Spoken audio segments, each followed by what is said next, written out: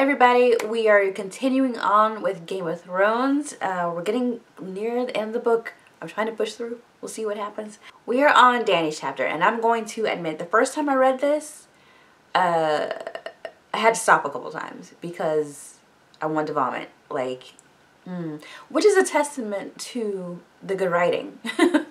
You know, he wrote the chapter well, and it was descriptive, and it didn't sit well, but it was good. Dany is riding through with the BATTLESTAR. They have just had battle with this small town of sheep herder people. They're like gentle people. You know what I mean? So these people are, you know, all the men are being killed. The women are being raped on the street. Dany's riding through and seeing all this, and it's descriptive. We'll just leave it at that.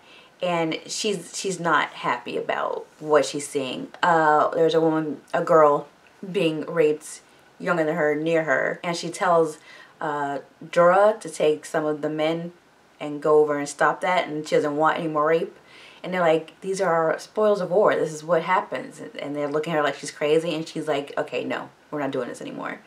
So basically they go over, rescue the girl, and as they're riding through town, every time she sees someone being raped, she's taking them into her, like, queen's court, kind of, basically.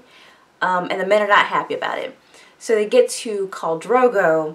One of the men in the BATTLESTAR comes up to Drogo and tells him, hey, your wife's taking all the women. These are reward for our battle. She's saying if these men have to lie with these women, have them take them as their wives and treat them kindly instead of, you know, just raping them.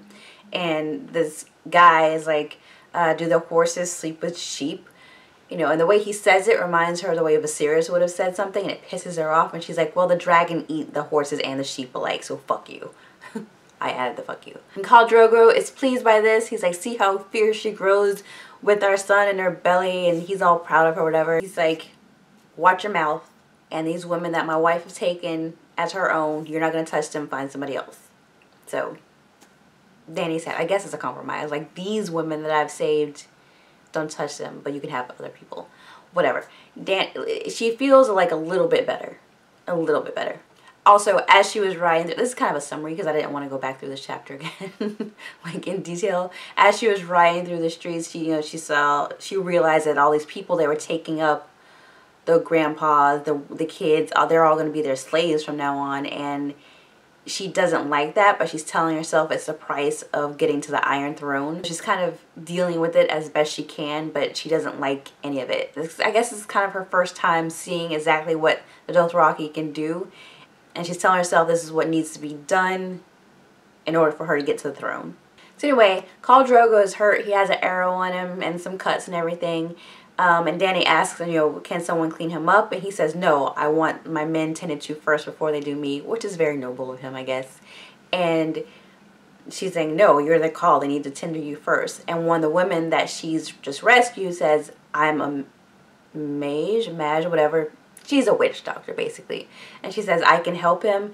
And the Dothraki are like, no. They know that she's a witch, and they don't trust her. But Dany, they're talking to her, and she's learned from, she went to Ashai, and she learned from maesters, and Jorah kind of gives her the nod of approval, like, oh, if she learned from a maester, she probably knows what she's doing. Those Rocky men are like, this is a bad idea. They don't trust her. But Dany says, he'll call, you know, Drogo, because he has an arrow on him. He's cut and everything. He's a little bit weak. And one of the men says, you know, lean on me until you get there, but that would be bad. He's like, I'm not going to lean on any man. And Dany says, well, I'm not a man, so you can lean on me as we go to this building so you get all fixed up, whatever. The witch fixes him up. She says some, like, she's chanting some spells and doing some shit and rubbing stuff on him and cleans him up and puts a patch on him and tells him not to drink any wine or drink any milk of the poppy over the next couple of days. Knowing what we know now, she's like, she just didn't want him to, like, have any alleviation from his pain. But, and if he drank something, it probably would interact with whatever she did to him. But he's like, you're not going to tell me what to do. I can drink whatever I want to drink. Dany sees that she has helped Khal Drogo get all healed up, and she's like, my time is coming near for me to have my baby. Will you please help me when the time comes? And Khal Drogo says, you know, she's a slave now. You don't have to ask her to do anything. Just tell her. And then one of the men, Hoggo, says to the witch, you know, your life pretty much depends on Khal Drogo. If he dies, you dies. And she's like, well, all right then. And that's Dany's chapter. That's all I can do. Okay, we are on to Tyrion's chapter. He is bringing up the rear, basically, of the camp. Everyone's arrived. Everyone's cooking dinner. He's slow getting there, so he's like trudging up the hill trying to go to dinner with his dad and all the men or whatever. And he's thinking to himself that they must be laughing watching him waddle up the hill. He gets there. There's a big pig sitting there suckling, roasting, and, well, a bunch of pigs, and he's all ready to eat and everything when Tywin says that the next day he's going to put Tyrion and his mountain men in the vanguard, which means they'll be in the front of everything. Kind of guarantees you dying, pretty much. If any of you have ever seen the movie Glory, great movie, you should watch it. Like, when they put you up front, you're the first ones to go and you're going to die. Tyrion's like, so you just can't wait to kill me off, can you? And Tywin's like, not really. He doesn't really say that, but I mean, how many times does this man have to blatantly show in front of people that he just does not care if he dies? Tyrion loses his appetite and he leaves without eating anything. And he's walking through the camp towards his own tent, and he sees all the men getting ready for dinner, everything, and it just makes him sad that among all these men he's by himself. Finally he comes up to the mountain people and they see him, they're like, hey, come have dinner with us, and he's like, no, I'm cool. They have killed like a big huge ox and obscured it with like half a tree or something. It's gonna take hours for that thing to roast. He's just like, I'm good, thank you. At least they invited him though. He finds his tent and it's Bronn and Podrick and Shay, and Tyrion's like, is this the one you found? And Bronn's like, yep. So he takes Shay into the tent and they're having a back and forth, and he asks her if she's a maiden. I'm assuming he's asking if she's a virgin. I don't know why he would think that she is though. She says yes, and he goes, are you telling the truth? She goes, well, if you want the truth, that's going to cost you double. And he's like, I like her. So they get it on. Shay's good at what she does. Tyrion later on has to get up and go to the bathroom. He's peeing and he sees Bronn sitting under a tree by himself, so he goes over to talk to him, and he asks, you know, where he found Shay, and Bronn said that she was with another guy, and he basically like held a knife to her throat and took her. But told him, you know, it's for Tyrion Lannister, so the guy couldn't really resist. And Tyrion's like, hey, I wish you would not do that. I asked you to bring me a prostitute. I didn't ask you to make me an enemy. And he's like, well, would you rather have one of the ugly toothless ones? Like, what you wanted him to do? So Tyrion goes back to the tent. Him and Shay get it on again. He falls asleep and he wakes up to the sound of like horns, and Shay's waking him like, get up. He's throwing on his clothes and trying to get dressed and everything, and he finally gets on his horse. Oh yeah, and Podrick like doesn't talk at all. He's very quiet and shy. Before Tyrion rides off, he tells Shay, if I die, cry for me. And she's like, how will you know? You'll be dead. And he said, just do it anyway. You can tell that they're a good match, because she's like, what the fuck? Like, he rides off and he gets up with his group, whatever. Gregor Clegane is in charge of their group. He's heading up, he's the commander of their group, and they're going to take up the left side and hold the river, pretty much. This gets into a lot of battle stuff, which I will not go into, but Tyrion lives. Yay. I do love the battle scenes in this book. They're very like descriptive and you can see what's going on in your head. It's not worth summarizing. Like, Tyrion lives. Yay. But I do like that he actually goes into battle in this section in the book. Like, he can hold his own. And I kind of feel shorted that they didn't put that in the show. Shorted. I made a joke. I didn't mean to. But you know what I mean? Like, I don't feel like they did Tyrion justice by making him be knocked out. I mean, it's good for comic relief in a very serious part of the war. But, like, we should be able to see that he can hold his own, because Bronn was off somewhere fighting and Tyrion was by himself, and he still like lived. So good for him. His dad says that the mountain men, they all fought well, and Tyrion's like, are you surprised? And he said he put the most undisciplined men on the left side, expecting that side to break so that Robb's crew could come through and like basically bulldoze them, and then they could be surrounded and kill the whole, you know, Robb's army coming in. So like he put them on the left, expecting them to break and not being able to fight, so they could use them basically as bait to kill the rest of the squad or whatever. And Tyrion's like, that's fucked up, dude. And Tyrion's like, it's a shame my savages ruined your dance. And Tywin says, you know, the boy turned out to be a little bit more cautious than I expected him to be. And then someone runs in and says, like, you know, while you all were fighting this little group, the whole rest of the group crossed over the river at the twins, and they're headed towards River Run. So their plan did not work. And Tyrion remembers that Tywin called, you know, Robb a green boy, and he'd be more courageous than wise.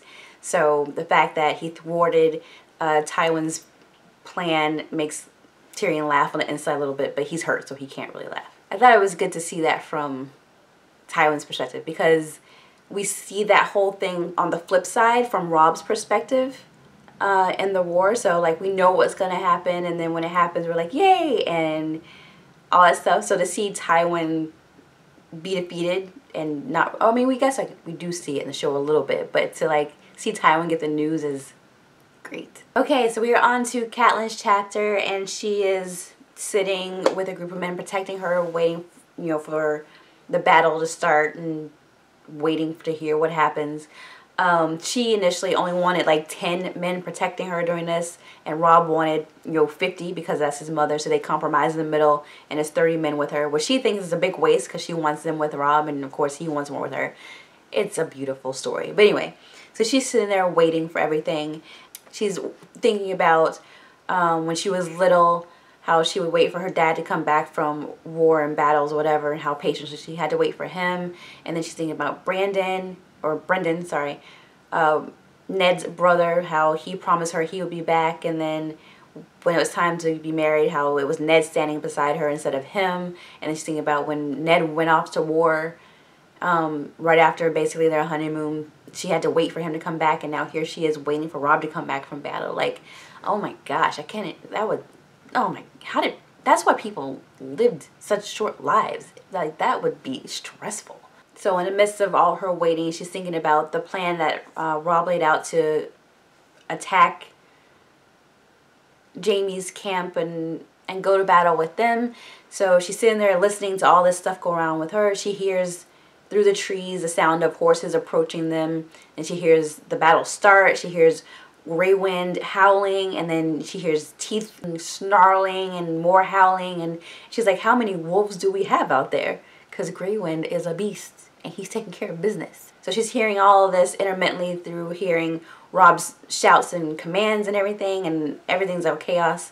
And finally, he comes back and says, you know, they won, that he scarcely escaped Jaime Lannister killing him. They lost 2 of the Karstarks and some other guy, I forgot. They were protecting him, and you can tell he feels bad about it, but Catelyn's like, first of all, don't break down in front of your people. You honor them by going on and continuing in valor, and don't let their deaths, you know, mean nothing, pretty much. But he feels bad because they died protecting him, and Jaime would absolutely have killed him, but he did not. So they have Jaime as a hostage. Jaime is there in front of her, and he's like, I would give you my sword, but I seem to have mislaid it. And she's like, you can keep your sword. I want my husband back and my daughters. He says, I seem to have mislaid them as well. Theon is there, happy and eager to report news and talk about the battle and how exciting it was and everything. As per usual, every time they show this motherfucker, he has a smile on his face, it's like shitting grin, and you just want to strangle him. Probably more so because, you know, I know what's going to become of his character later on, but he's just so cocky and gross, like you just want to like smack him every time he's on the page. Anyway, he's talking about all the men they've captured along with Jaime, and how they've, you know, gotten this great victory. It was a great battle, and Catelyn's like, do you have Lord Tywin? Because until then, this war is still going on, so calm the fuck down. And Robb is like, well, you're right, my mom's right, we still got, you know, River Run, so chill. Yeah, there was a lot of battle in this section of the book. A lot of war stuff. Pretty much everyone's talking battle and strategy and stuff except for Sansa and Jon in this book. Well, we haven't seen Arya again, but like it's a lot of war and stuff going on. And I don't know how to describe those. They came in from the left. They came in from the right. We turned around and slashed it. Like, there's a whole bunch of that. Just read the book. Read the book.